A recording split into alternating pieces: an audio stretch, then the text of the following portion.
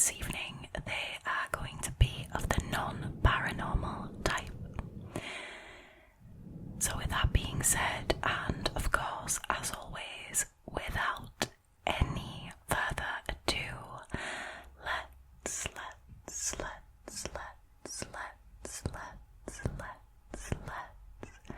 get into tonight's stories, shall we? Alrighty, so the first story of this evening was originally posted to Reddit by a user named trash_panda_2365. Their story is called My Mum's Stalker. My mum has told me an alarmingly high number of creepy stories from her younger days, but this one in particular is the reason I triple check my windows and doors before bed every single night.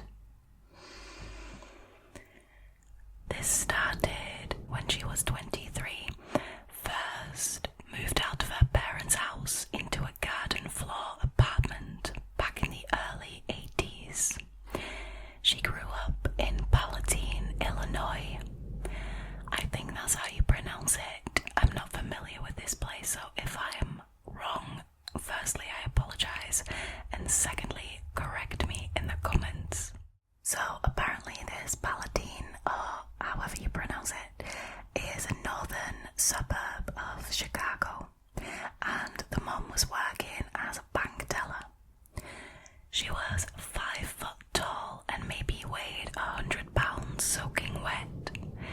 She was this cute young girl, excited to start this next chapter in her life, and admittedly a little naive. Like any job, she became familiar with her co-workers, regular customers, and other workers who worked in the area that she would see often. She told me about a cute guy that would walk by the bank and that she saw almost every single shift. Her and the other bank girls would always chat about how he was gorgeous, and then one day, to my mum's delight, he walked into the bank and asked my mum to dinner. We'll call this guy Tom for all intents and purposes. So Tom offers to pick her up. She gives her address and they agree to 7 p.m. for that upcoming Saturday. Now when they actually went on the date, it went fine. She described him as a bit awkward and nervous, with a lack of anything to talk about. I wouldn't then exactly say that it was fine. I mean, I don't think that's the most attractive thing that you could experience on a first date, when somebody's really nervous and awkward the entire time and just doesn't have anything to talk about. But anyways, he dropped her off a few hours later. She told him thanks, but when he asked her out for a second date, she politely declined and said she saw them more as friends. Now she went to work on Monday and gossiped with the girls a bit on the topic. They stopped seeing Tom walk by the bank, and my mum thought that just would be the end of it. But sadly, it was just the beginning. 2 months go by since her date with Tom, and one night she gets home from work to find her apartment had been broken into. The front door was wide open, but all that was taken were some of her panties. Nothing else was touched aside from her underwear drawer. Weird, but she thinks, this happens. It was a shitty lock, so her dad comes over the next day and he puts deadbolts on the front and back door. Now, a week or so after this incident, my mom sees her upstairs neighbour Janet one morning in the main hallway. Now Janet works as a bartender and she's like in her 50s, right? So Janet tells my mum that the night before, when she came home from work, she saw a man at my mum's front door messing with the door handle. Now Janet heard the fumbling and actually had my mum's spare key, so the only reason she even walked down the stairs to the garden area was because she thought my mum had maybe been locked out. Now obviously this wasn't the case. She asked the man what he was doing and he just ran up the stairs and darted out of the building. My mum luckily slept at my dad's that night. I should also mention that in the time between going on the date with Tom and this incident, the Redditor's mom had met the Redditor's dad and they dated off. Nothing then happens for about another month or so. My mum tells me stories of how that month she always had like a gut feeling that somebody was watching her, but she never saw anything, so she chalked it up to her being paranoid given what had happened. Now then, one stormy Friday night, my mum went to bed early because she had the morning shift at the bank. Lights out by 10 p.m. and her fan on full blast. She falls asleep right away. She then wakes up at around 2 a.m. to the faint sound of drilling. She thought it was odd, but it only lasted a couple of minutes, so she shrugged it off, thinking maybe a neighbour was making a late night snack with a drill. Now she tries falling back asleep, but all of a sudden her fan turns off and she realises that the power is out. She gets out of bed and she sees that the houses across the street all still had their porch lights on, so only her building is out of power. She's now getting really bad vibes and is standing in her living room where both the front and back door are. Standing in the complete dark, she hears banging coming from the shared laundry room area. My mum described being literally frozen, just staring at the door, when she suddenly sees the doorknob turn and a hand come in, trying to undo the safety chain. She screams and bolts it out of the front door and up to Janet's door. She's then absolutely banging on Janet's door, trying to get in, and luckily Janet opens the door. Now, my mum is hysterical and Janet comforts her while her husband Ray goes to check everything out and asks a neighbour to call the police since they didn't have any power to do so. The police check the perimeter and see nothing, and they say that they'll come back in the morning once they can see what's going on in the daylight. So the next morning the police come back and they find out that somebody actually had drilled a hole in the back door in order to bypass the deadbolt. They had cut the phone lines and the power to the building.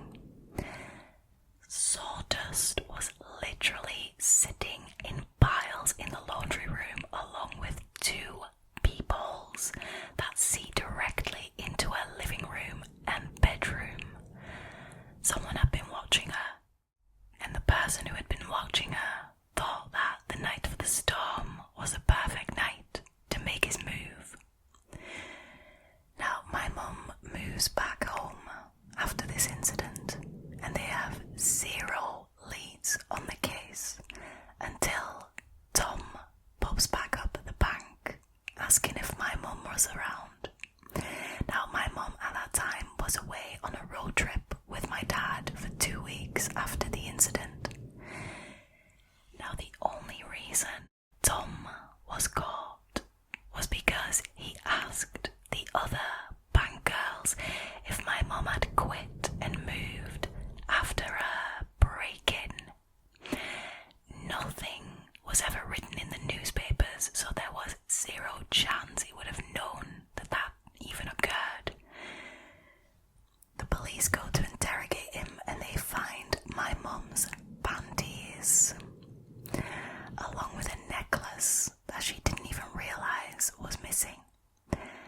guy's been in and out of prison since. We are just happy he didn't get her that night because who knows what would have happened.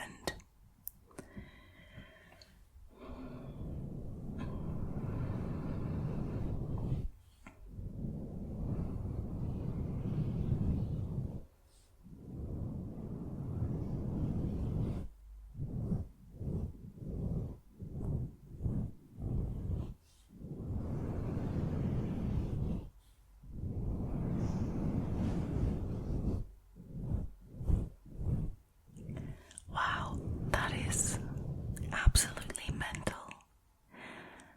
Just, once again, the fact that somebody enters your home without your permission and somebody spies on you in your own home without you knowing, that is such a huge violation to your privacy, and it incredibly compromises your sense of safety, because your own home is supposed to be your own safe place, right?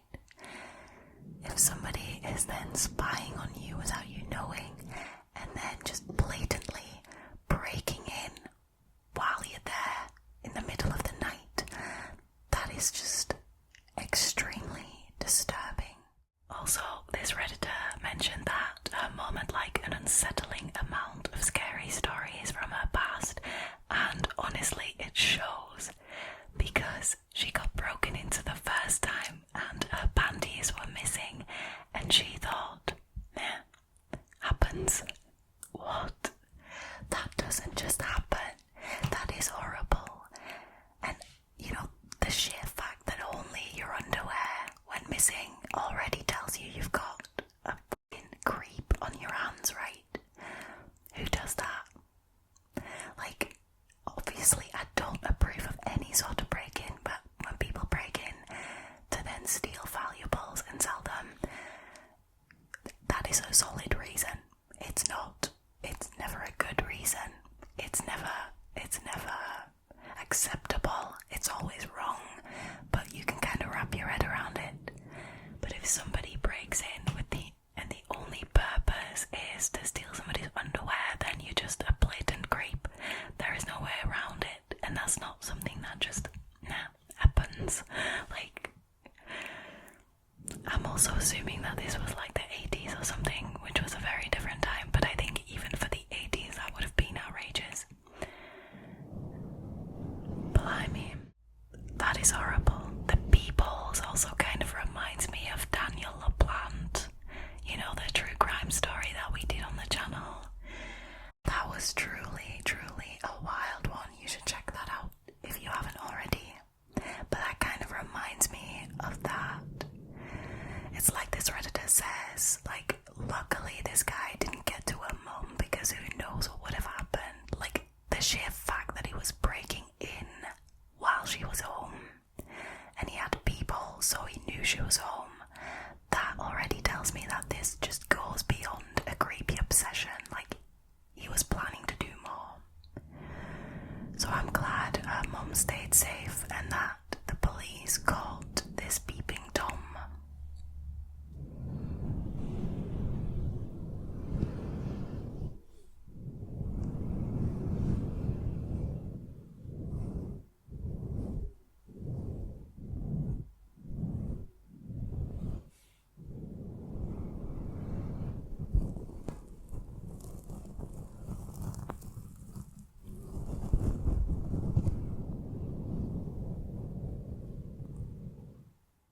Alrighty, so the next story was originally posted by a Reddit user called professional_by6686.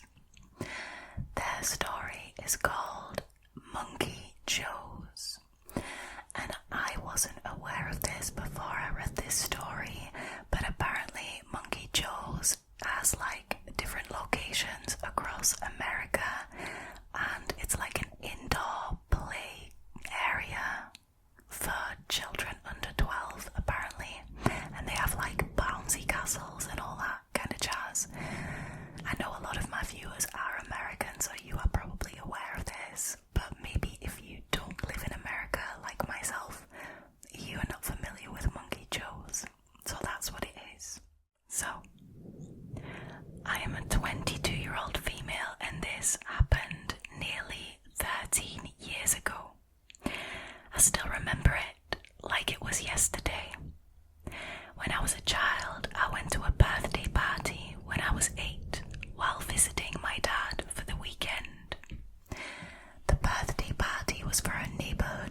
ours, and we were really, really excited.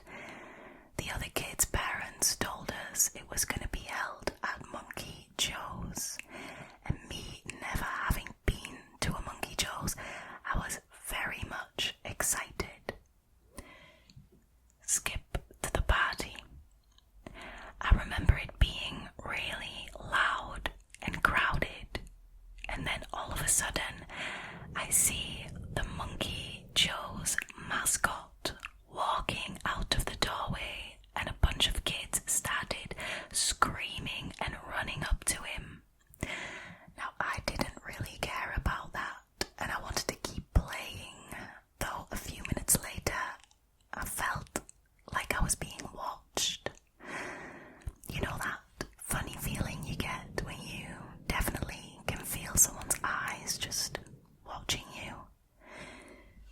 Anyway, so I turn around to check, and the monkey mascot was standing in the middle of the play area just looking at me. I was a little girl then, so I was frightened by many things. I slowly shook my head as if signaling I didn't want to play, and I was feeling very uncomfortable.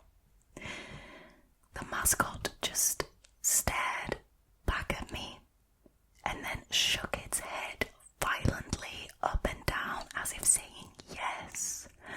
I swear, I'm not making this up. As soon as that happened, he took off straight for me, and I backed up into another kid who pushed me forwards towards one of the indoor bouncy castles. So I took off running into the bounce house, screaming my head off and in the verge of crying. When I looked behind me, the purple monkey man was still chasing me, and I was yelling at him that I was gonna tell my mum. He persisted, however, and chased me all around the bouncy house. Now, when I realized he wasn't going anywhere, I quickly ran out of that bouncy castle and into another one, and I went between a group of kids that were all jumping together, thinking that maybe I could hide. No, Monkey Joe ran in after me and started jumping with the other kids, so I took this as my chance to slip away. When I exited that bounce house, I heard the other kids laughing and telling me that the monkey was following me, and I just started crying, and I ran towards one of the King Purple slides and crawled into it. I felt a hand wrap around my ankle, and I looked down to see Monkey Joe. He tugged me down, and I remember banging my elbow really hard on one of the grooves in the slide. I kept crying and telling him that I was going to tell my mum if he didn't go away, and then all of a sudden he let go, and I crawled up the slide as fast as I could. I waited for like a half an hour before poking my head out from the slide and running to my mum, crying about how Monkey Joe chased me and scared me. But she told me that I was probably just being sensitive, and it wasn't about me. It was my friend's birthday. After that, I sat at the table and ate pizza till we went home, and I never saw Monkey Joe again. I'm not sure why he chose to terrify me, but I will never go back to Monkey Joe's ever again.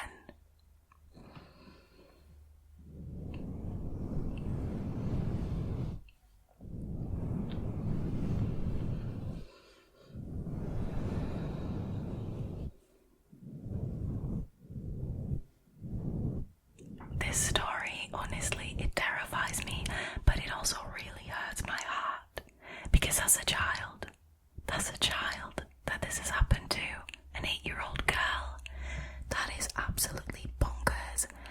And for an actual employee of that place to do that kind of thing,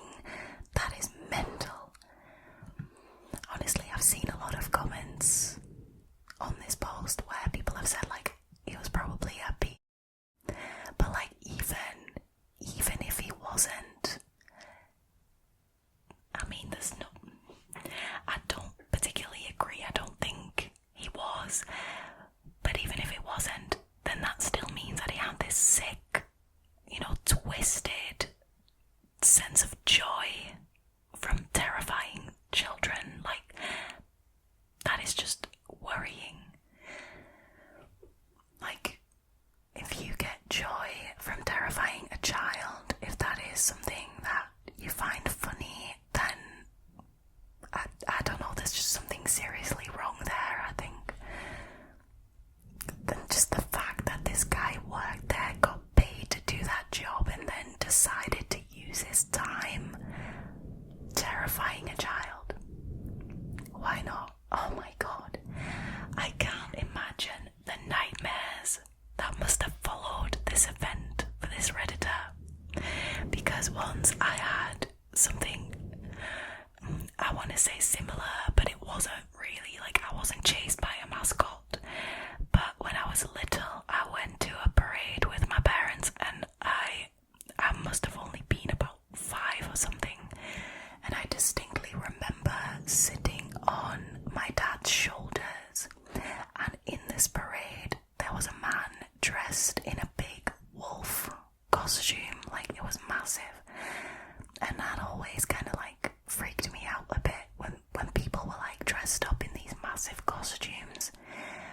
But this wolf costume had a movable lower jaw, and the guy in it thought it would be funny to put the wolf head within about 2 inches from my face and snap the lower jaw at me. And as a kid, that terrified me so much that afterwards I had recurring nightmares about this. I've told you guys already, I've throughout my life struggled with nightmares, especially the period when I was a child. I would get them so much, and then after I got back from Curacao. But that, I specifically remember, that caused a really bad recurring nightmare for me. So I can only imagine what it must have been like for this Redditor who actually got chased throughout that indoor play area. That's disgusting. There's no other way to put it. That is disgusting.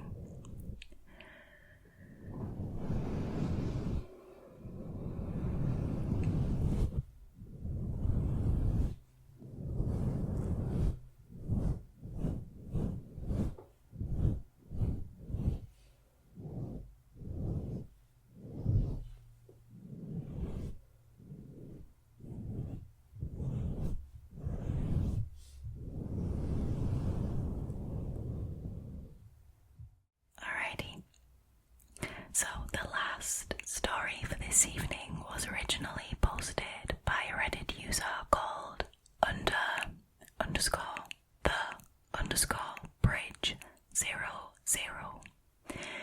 Their story is called "I locked my intruder in the house with me for hours." So last Friday night, I, a 17-year-old male, was home alone while my family, besides my sister, who's 21 and who was at work, stayed in their cabin a few kilometers away. I'm used to staying home alone, as this exact scenario is very common in the summertime, especially while I'm working and I can't travel from the cabin and back. I'm not especially jumpy or afraid while home alone. Now, I was especially comforted by the fact that my sister's dog was also in the house with me that night, and most noises that I would hear could be attributed to him, and if anything were to happen, he would act as a guard dog of sorts, and he would alert me to anything odd. Now, at the same time, however, he is also the type of dog that barks at any noise or person walking past the door or the windows, so I'm kind of used to hearing him bark or growl at night. Even so, the sounds of his barking this past Friday at nearly 12 a.m. were disconcerting to say the least.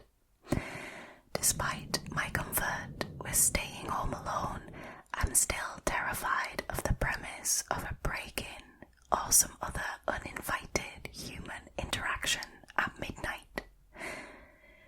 Now, I let him back for a few seconds, telling myself it was just someone walking past our glass door in the adjacent alleyway, and he would quiet down once they had passed.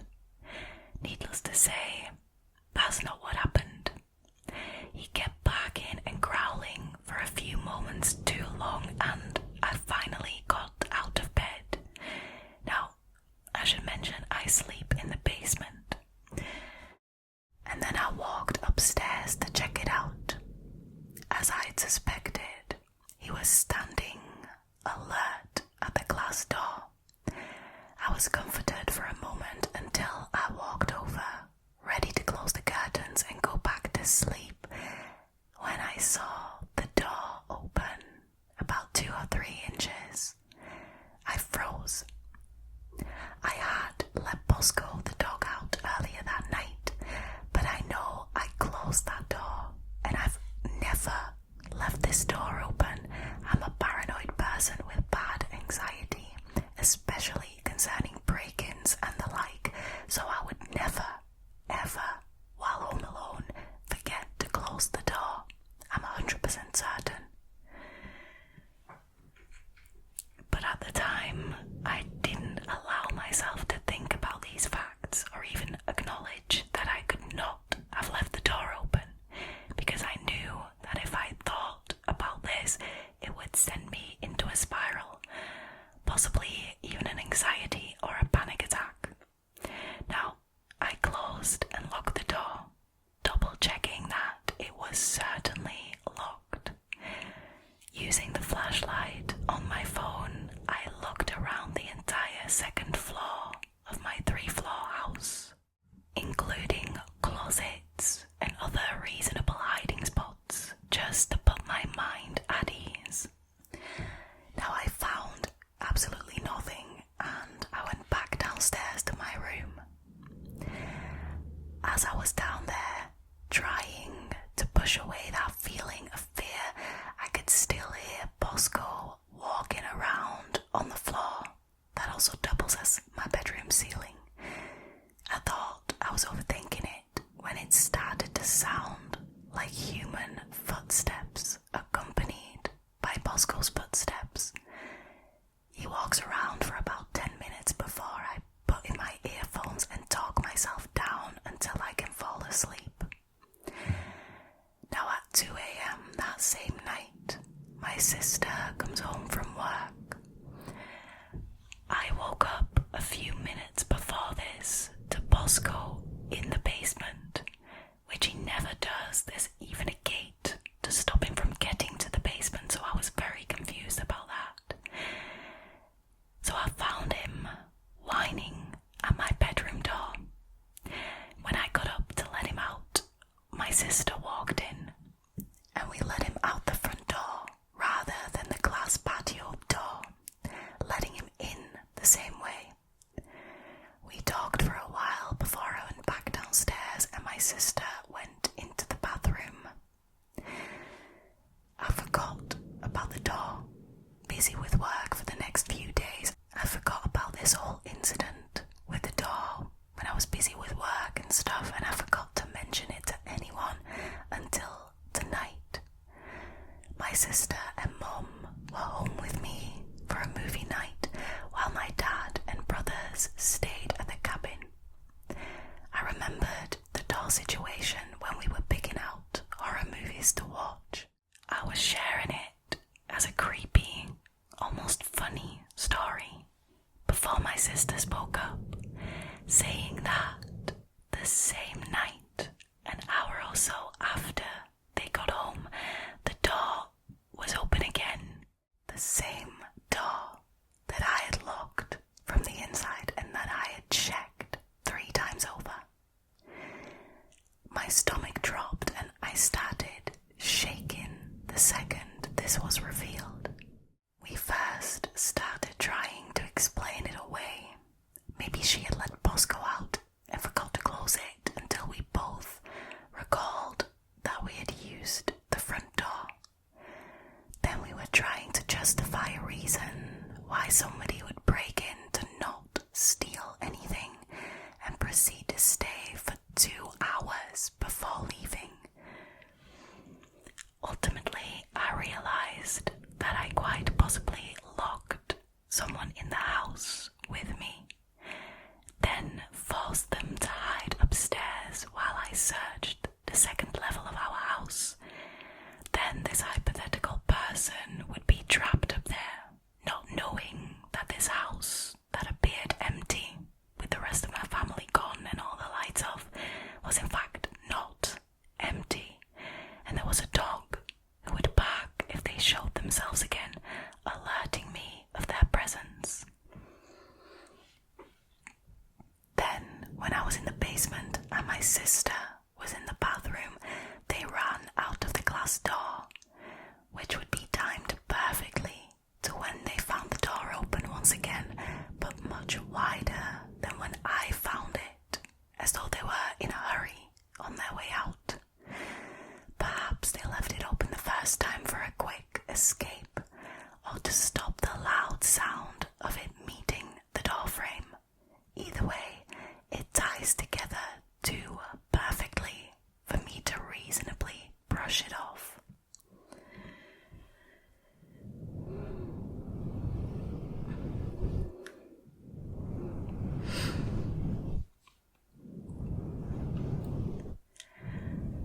Can you imagine a week after something like this has happened, you have the realization that you most likely locked an intruder inside the house with you. You literally trapped them in there. I mean, if that was me, I'd probably instantly feel sick and have like goosebumps all over. If you make that realization that you were in your bed trying to sleep, trying to reason with yourself, calm yourself down, and then afterwards you realize that while you were lying there was actually somebody in the house with you, right above you. I mean, I think this is very plausible, especially because that dog was so nervous and acting strange, and he came into the basement, which he never does, and started whimpering at the door. I mean, that's a huge sign that something was off, because as we've learned on this channel, always trust your dogs. They're too good for us, man. This dog was trying to warn this Redditor.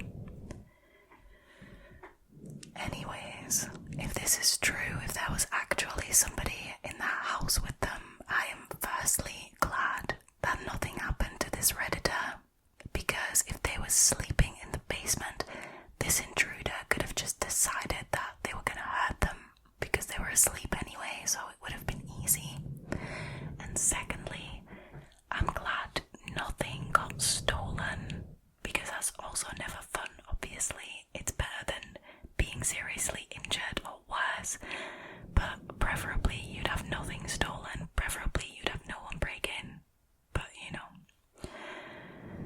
Wow. I mean, if I was that family, I would probably install some cameras. I know it's not a solution that everyone can afford, but I think it helps to give someone peace of mind, and especially because this Redditor has already mentioned that they have like bad anxiety and like are like nervous and overthink things. I think cameras, and you can get them quite cheap too, are like a good peace of mind kind of thing, because I'm like that. I'm really anxious, I'm very paranoid, doom thinker, and since I have an outdoor camera and I can keep an eye on things, I feel a lot better, like more at ease. I also have one inside as well.